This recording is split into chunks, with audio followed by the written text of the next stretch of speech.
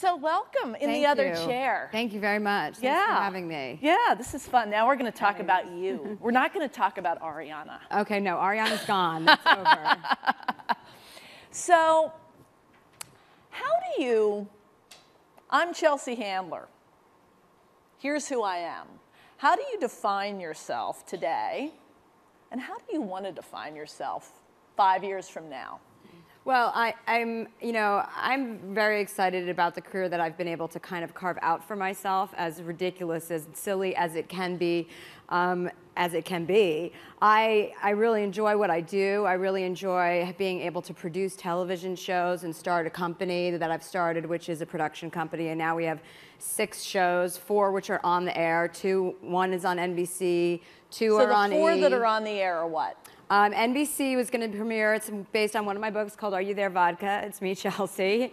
And that's a sitcom that will premiere in probably December, mid-December. Then we have 2 on E! One is Chelsea Lately, one is After Lately, which is kind of a backstage look at what goes on behind the scenes of our show.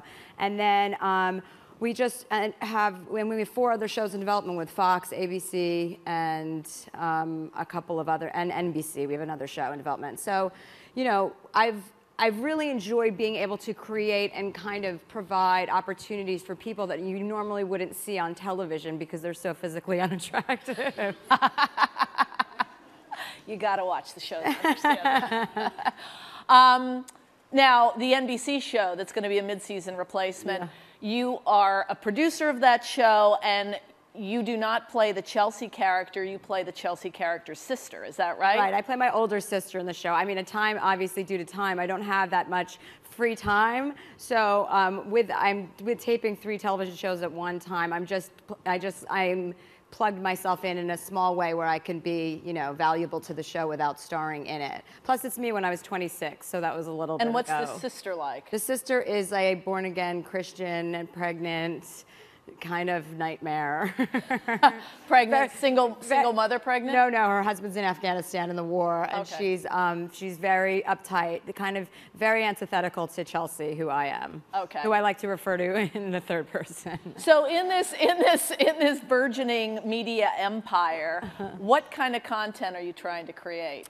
Well, I mean, it's interesting, you know, as I'm 36 now, and as I've been growing up and kind of had this success recently with the books and with my stand-up, I'm a stand-up comedian, and that's how I started, which was really the most important element for me, was because I was able to create my own brand. I wasn't, as an actor or as an actress, you get to plugged into a show or a movie, and I was able to create a show around myself and my personality and my point of views. And for me, and that's the same with the books, and I have final say in everything that has my name on it. Even my show on NBC, I have final say on what happens in every component. And you know, and now I'm getting into movies, and I've been able to really control what I'm putting out there and providing what I think really is so important and valuable, which is laughter, you know. And it's not for everyone, but to me, you know, that's the most important thing for me, as I want people laughing. I want people to turn on the TV at the end of the night and be able to not think about, you know, all the stuff that we have to think about every day, you know. And while doing that, moving forward, you know, which we talked with Ariana yesterday, or I'm sorry, Gloria Steinem yesterday at length, about, you know, the Buffett rule and money and how you spend it, and the percentage of people that have the ability, as I do, to pay more in taxes, to come forward and say, yes, I'm happy to be responsible and help people that are less fortunate than I. You're really jumping onto this Buffett rule. Well, I am, because I want to give my money away. I'm a half a Jew, and I want people to know that these stereotypes are not true. We literally, after Chelsea's session with Ariana and after Gloria Steinem's interview, we were sitting backstage in the green room, and Gloria Steinem was talking about how there are such amazing ideas exchanged here, but you need action and advocacy, and we were talking about the widening gap between rich and poor. And you were like emailing your celebrity friends. I was, because I know how it is. I mean, I know the percentage of people that make over, you know, a certain amount of money, and half of them live in Hollywood, and half of them would be delighted to pay extra. I know that firsthand, you know. And I emailed Rosie O'Donnell about it too, and I just am really, you know, I want to do. Is she willing to pay more taxes? She hasn't gotten back to me yet, so I'm not sure. I'm sure she is, but I won't speak on behalf of her and her finances. She seems like she would be. Your cell phone's going to be ringing in a minute. Like, shut up, Chelsea, shut up. But, you know, everyone who can should. There's no reason that should. It's just about being fair. It's not about numbers. It's not about adding up. It's fairness. If you make more money, you should pay more taxes. That's fair to me. You know, so that's definitely, you know, when you talk about the future and what my goals are, it is definitely to be doing something that's a little bit more mindful. I have such a huge female young audience that I want to kind of grow up with and take with me to the next stage of my career, which will be something more responsible. As I keep the relevancy of having a nightly talk show program, it makes me cool and hip and young, and I have a lot of celebrity friends, but I'd like to take that to a place where I can actually make a difference in some capacity to, you know, how we're living our lives and doing important things. You know, Barbara, I just thought was so impressive to listen to, so it would be nice to integrate those two kind of things, you know, in my future. So it's really interesting to me that this doesn't so much happen with men, but it happens with women, these women who create brands around themselves, multimedia brands around themselves. There is Martha, there is Oprah, there is Ariana has done it. Mm-hmm. You're doing it.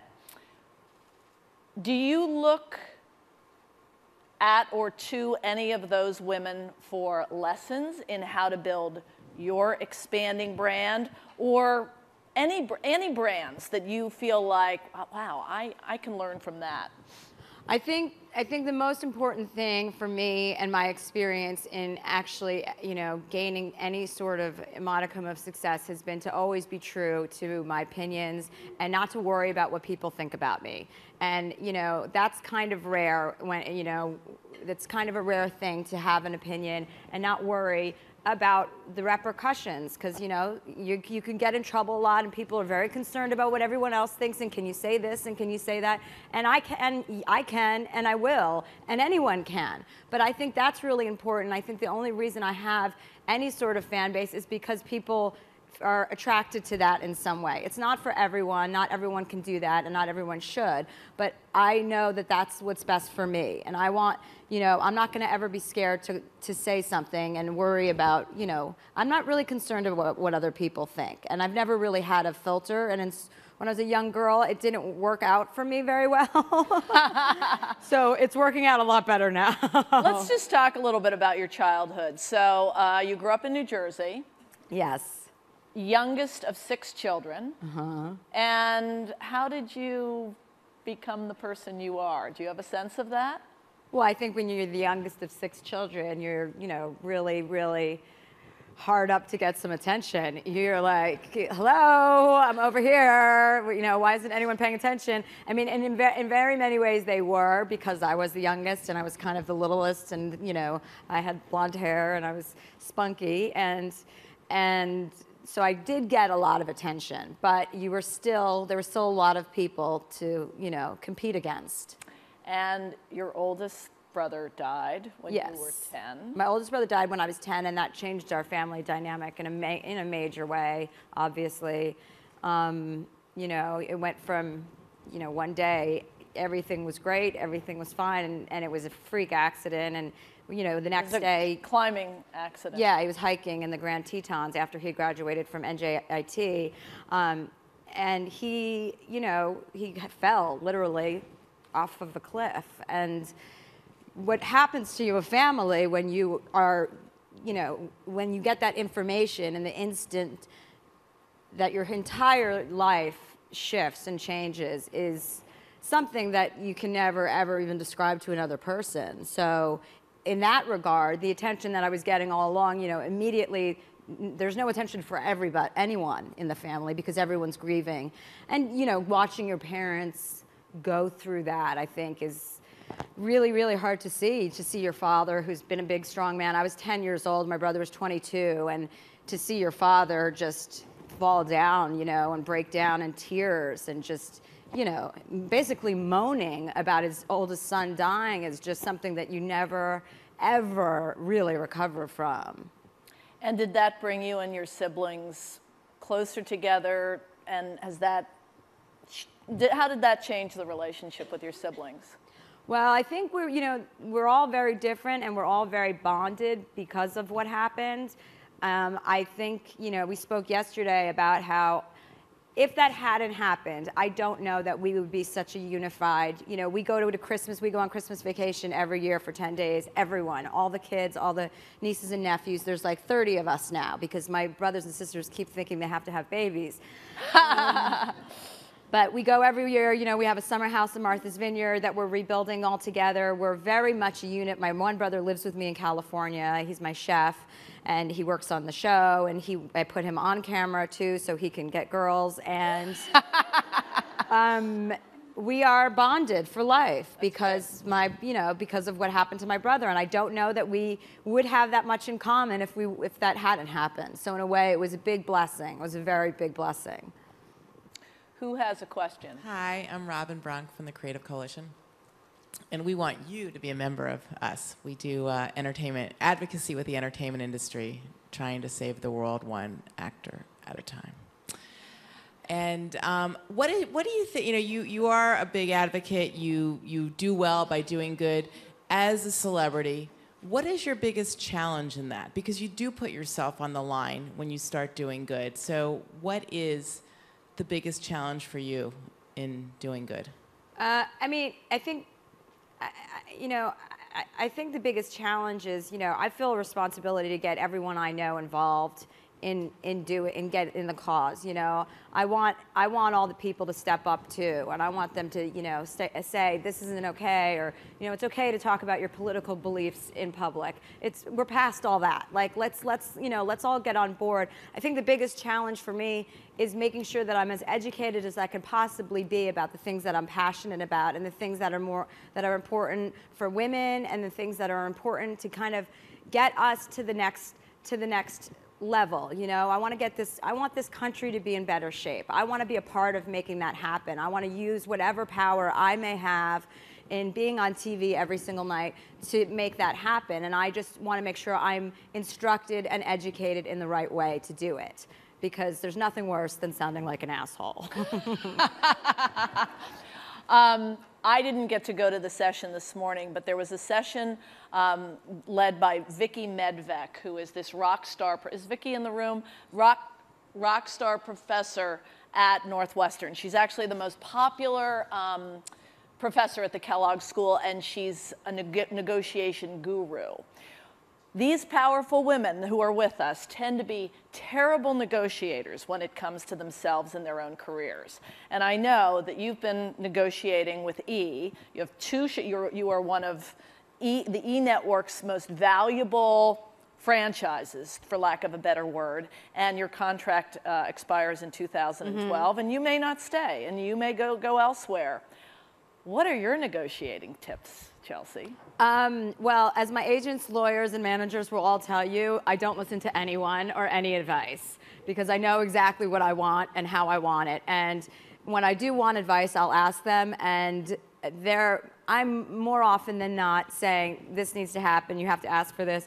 What I've found out, which I think is so fascinating, is you can ask for something and an agent or a manager, and it's not their fault. They're managing tons of people, and they'll say, you can't ask for that. And I said, why not? And they say, well, it's not done. And I'm like, well, why don't you go ask?